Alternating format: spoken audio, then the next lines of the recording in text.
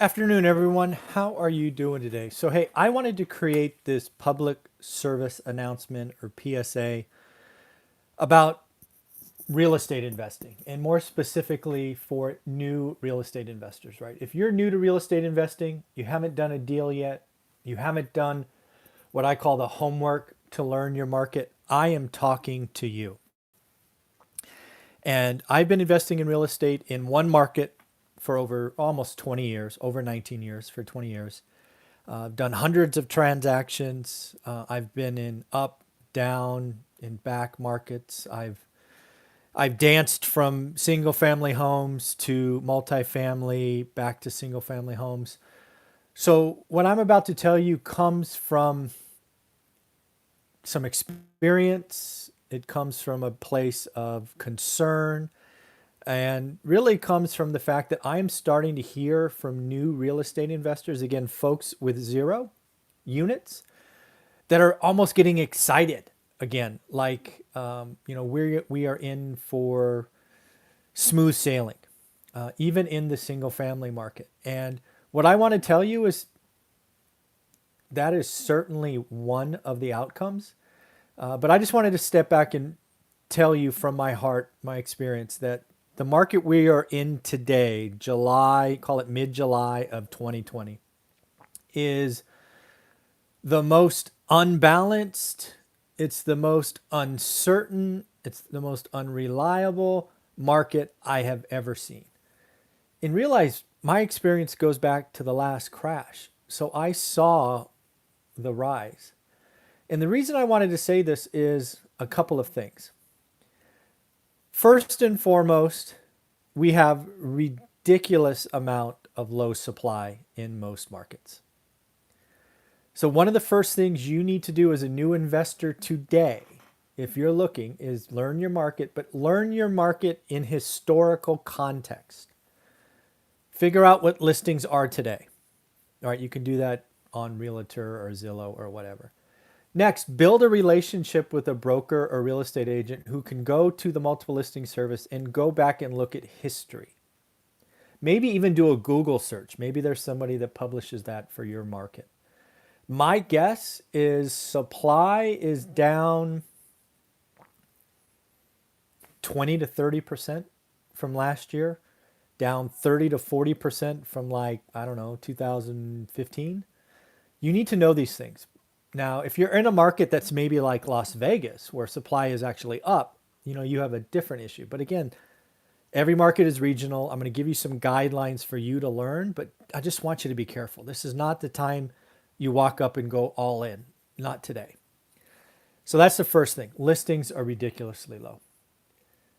The second thing is we have an unusual momentum coming from owner occupants.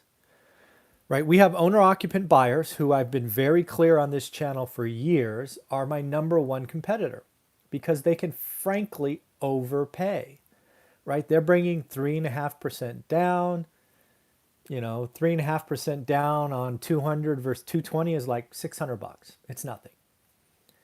So they can overpay. We can't as investors, right? If you follow one rental at a time, if you overpay, you create alligators and that's bad. Right? You want to be able to hold forever. So this unusual demand is a problem, but you do that on top of no supply, prices go up. And I never bet on appreciation. Even though I see 3 to 6 months of supply or 3 to 6 months of price increases, I will never buy because of price, because I know what comes on the other side of that.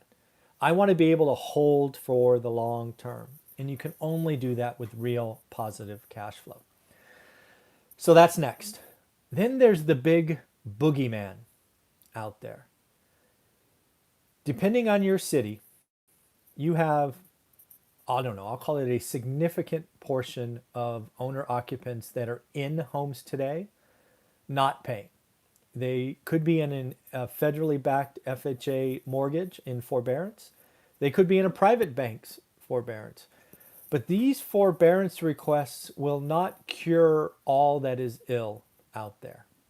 And we don't know where things are going to shake out, right? Are 90% of the forbearance requests going to be okay?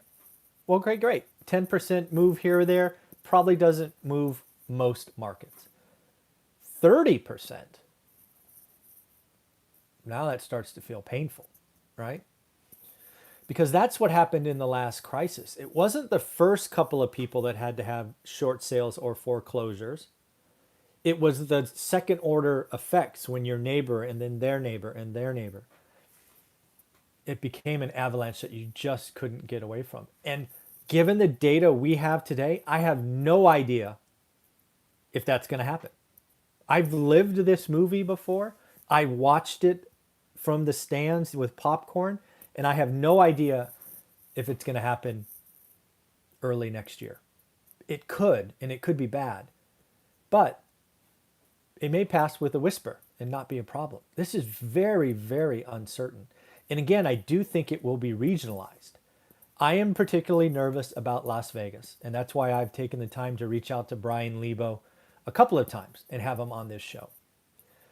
I'm very nervous about San Francisco and New York because I think they are just unaffordable and the rich are out. But I don't know about suburbia. I don't know about supply. I don't know. I just don't know. And I don't want to. If I'm not confident after 20 years, I'm not sure a new investor who has looked at a market for 7 seconds should be uber bullish. Maybe. Again, I know one market that's like 1/1000th of the US metro. So if you know your market, you know your numbers, go nuts. But most of you that watch this channel, or at least many of you come to this channel, because I just tell you what I'm thinking. I think the next 6 months are the time to learn your market. I think you're going to see things evolve. You're going to find out, do we have a short-term blip in supply-demand imbalance? Do we have a wave of short sales and foreclosures coming? These are all things that could be particularly damaging or non-events. And I have never been less certain with what will happen next year. Between now and the end of the year, I feel confident about appreciation because the supply-demand balance won't unlock itself this year. But I can't tell you what's going to happen next year. I know Fresno better than most, and I have no idea what's going to happen in Fresno next year. And that makes me concerned. Doesn't make me concerned for me, because I'll just do the deals that make sense and I have multiple outcomes. But this channel's never been about me. It's been about the new investor who's going to get their first or their fourth rental. Please be cautious. Do extra homework. Look at historicals. Look at population. Look at unemployment. See what's happening with rent. See what's going on with apartments versus houses. This is the time to do your homework. If I had one piece of advice for a new investor, I would tell them to look at their market every day for the next 6 months and not write a single offer until January. That's what I would say. Now, again, some of you watching this are going to be, I already know my market, all that stuff. Well, great. I bought 2 deals in the last 45 days. If you know your market and you're confident, go. Most people aren't there. They're just not. So this public service announcement is real estate investing is still outstanding. It is still the path to financial freedom. There are just some times in the market, I wrote about 2 of them in my first 15 years where it's like, I don't know what's going on. This is the third. I don't know what's going on. The beauty about real estate investing, though, is it doesn't last long. It lasts 3, 4, 5 months.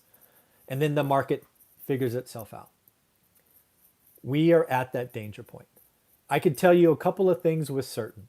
I would not touch a wedge deal in Southern California today. That would be a recipe for bankruptcy, right? Unless you're making seven figures somewhere that you can afford it, do not buy a wedge deal in the Bay Area, Southern California, New York, because you think you got a deal. I understand that many of these markets are flying off the shelf, as was just said about Orange County. Supply, demand. Very, very nervous. Could you hold a house in Orange County if the market turned in January? If you can, good for you. I couldn't. Orange County is way expensive. But again, I don't know what's going to happen. Maybe next January comes, these forbearance thing happen, everybody takes a second, nobody misses a beat, and prices keep on going. Because I've already said prices between July and December 2020 go up. The supply-demand balance, even in Orange County, is just so out of whack, prices have to go up. I'm not worried about this year. I want to hold my rentals potentially forever. And I see potentially better deals next year. But again, I don't say that with great confidence. I don't know what's going to happen with unemployment. I don't know what's going to happen with forbearance. There's just lots of things out there. And again, as investors, we're competing with owner occupants. And right now, they can overpay. So in the end, that's what I have to say. Do me a favor, if you're still watching, hit those thumbs up. Let's get a lot of thumbs up so other people see it and they can protect themselves and do their homework. Take care. Bye.